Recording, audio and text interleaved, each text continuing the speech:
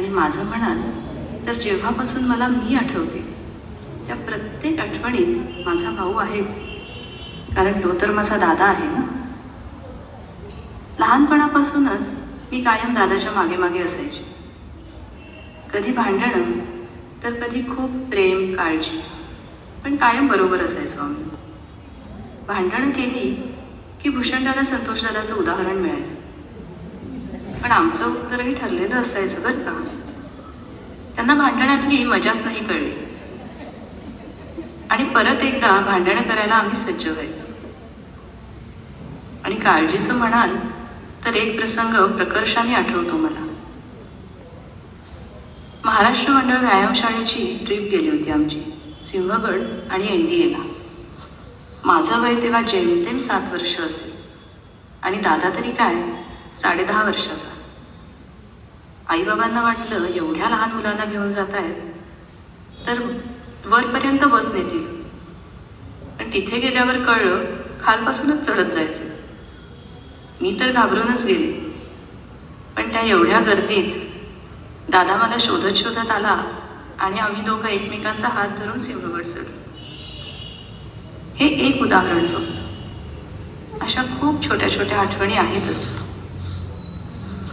4थीची scholarship, 7वीची scholarship, 8वीमध्ये गणित प्रावीण्य, अशा सगळ्या कॉम्पिटेटिव्ह एक्झाम्समध्ये दादाने यश मिळवलं. आणि दादाचं अनुकरण करता करता नकळतच माझ्यातही ते बीज रोवलं गेलं. ते पुढे अगदी CSIRच्या परीक्षेपर्यंत चालू राहिलं.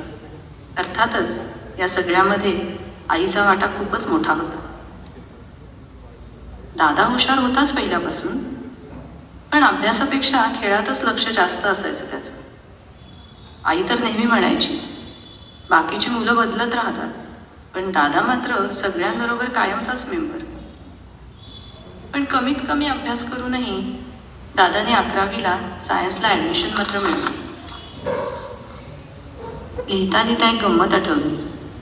10वीपर्यंत महाराष्ट्र मंडळाच्या व्यायामशाळेत जाणारा दादा 11वीमध्ये त्याला मोठं झाल्यासारखं वाटायला लागलं बहुतेक, आणि मग जिमचं भूत शिरलं डोक्यात. तेव्हाचा जिमचा कन्सेप्ट आत्तापेक्षा खूप वेगळा होता. महाराष्ट्र मंडळाची जिम म्हणजे ते महाराष्ट्र केसरी वगैरे तयार करतात ना तशी. मग काय, रोज मला मसल्स कसे डेव्हलप करायचे, त्याच्यासाठी आहार काय घ्यायचा, कच्चं अंड कसं प्यायचं, असे खूप सारं ज्ञान आणि प्रात्यक्षिक बघायला मिळायला लागलं. मी तर त्याचा हक्काचा ऑडियन्स होते ना. मग हळूहळू अभ्यासाच्या नादात हे भूत कधीतरी विरून गेलं. सगळ्यात आधी आई कोल्हापूरहून पुण्यात आली आणि मग शुभाताईपासून एक एक बहिणी पुण्यात येत गेल्या. सगळ्या बहिणींमध्ये बहुतांश वेळा दादा हा एकटाच भाऊ पुण्यात. त्यामुळे राखी पौर्णिमा आणि भाऊबीज खूपच महत्त्वाची. जर एखादी बहीण राखीला भेटली नाही तर दादा म्हणायचा आज राख्या कमी आहेत माझ्या हातावर. आई म्हणायची अरे एवढ्या तर आहेत ना. त्याच्यावर त्याचं उत्तर असायचं हो, पण ती ताई पण असती तर अजून एक राखी वाढली असती ना. असे छोटे छोटे प्रसंग, पण नात्यांची घट्ट विण दाखवून जाणारे. भाऊ बहिणीच्या नात्यातून आम्ही मित्रमैत्रिणीच्या नात्यात कधी शिरलो ते कळलंच नाही. निसर्गातली भटकंती, जुनी गाणी, खेळ, खाण्याच्या आवडी हे आमचे काही कॉमन दुवे. दादाचे मित्र, माझे मित्रमैत्रिणी आणि गावातलं सुंदर घर. आईबाबांच्या अगत्यामुळे कायम माणसांनी भरलेलं. खूप एन्जॉय केला तो काळ.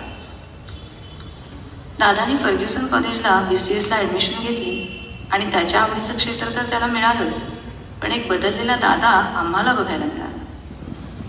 मित्रमैत्रिणींनी वेढलेला, कॉलेजच्या सगळ्याच ॲक्टिव्हिटीजमध्ये खूप इन्व्हॉल्वमेंट असलेला. इन्व्हॉल्वमेंट म्हणजे किती, दुलवडीला 100% रंगलेला, अगदी ते सिल्वर बिल्वर कलर्स असतात ना ते लावलेला. आणि रशियन डान्सबरोबरच आम्ही ठाकरं ठाकरं गाण्यावर इनसिंकमध्ये डान्स करणारा. लहानपणापासून मी खूप बडबडी होते. खूप सारे मित्रमैत्रिणी असायचे मला. मग त्या शाळेतल्या मैत्रिणी असोत, WWFच्या कट्ट्यावरचे मित्रमैत्रिणी असोत, किंवा मग MSCचा ग्रुप. पण माझा दादा माझ्या सगळ्या मित्रमैत्रिणींना माहिती असायचा. खूप अभिमान होता मला माझ्या दादाचा, अगदी लहानपणापासूनच. आणि आता तर तो अजूनच वृद्धिंगत झाला आहे. त्या काळात नवीन असलेल्या कॉम्प्युटर सायन्सचा रोप दादाला हातात मिळाला आणि दादाने गड चढायला सुरुवात केली. गड तर सोपा नव्हताच. खूप कष्ट, खूप अभ्यास, भारतातच राहून काहीतरी करून दाखवण्याची जिद्द. जितकी मजा केली तितकेच सॅक्रिफायसेस पण केले. आईबाबांनी भावनिक आणि आर्थिक भक्कम सपोर्ट दिला.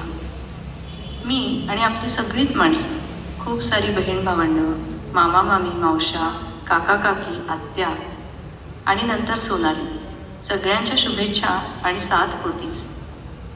आता तर 2 गोड लेकी, इशिता आणि अन्विता पण आहेत त्याच्याबरोबर. दादा, असेच गडांवर गड पादाक्रांत करत राहा. I am proud of you.